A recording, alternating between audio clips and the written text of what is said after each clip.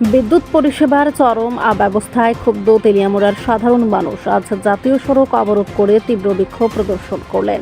Prepaid মিটারের recharge করতে না পেরে স্থানীয় বাসিন্দারা গত ৩-৪ দিন ধরে চূড়ান্ত ভোগান্তির শিকার হচ্ছেন। বাসিন্দাদের অভিযোগ, টাকা হাতে নিয়েও রিচার্জ করা যাচ্ছে না, ফলে বিদ্যুৎহীন অবস্থায় দিন কাটাতে বাধ্য হচ্ছেন তারা।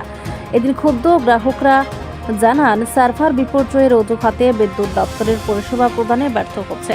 অভিযোগ, দীর্ঘ সময় আগে থেকেই অনেকেই বিদ্যুৎ সংযোগ বিচ্ছিন্ন করে দেওয়া হয়েছে, যা সাধারণ মানুষের জীবনযাত্রাকে বিপর্যস্ত করে তুলেছে। বিদ্যুৎহীন অবস্থায় গৃহস্থলী ও দৈনন্দিন কাজে চরম সমস্যার সম্মুখীন হতে হচ্ছে তাদের।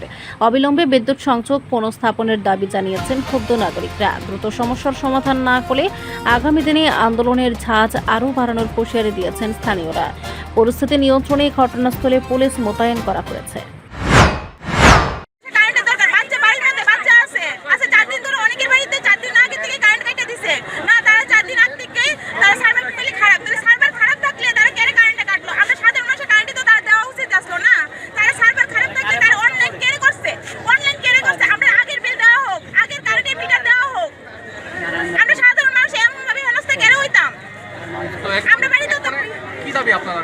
আমরা দাবি আমরা কারেন্ট দেওয়া হোক, আমরা কারেন্ট ফেরত চাই। আমরা যেদিন সার্ভার ঠিক হইব তারা সেদিন কাটুক, সেই দিন এসে আমরা আবার বিল ঠিক করে নিব। আর আপনারা আগে মিটার তো কইতেছেন আমরা দিত। রিপোর্ট সংবাদ প্রতীক্ষা।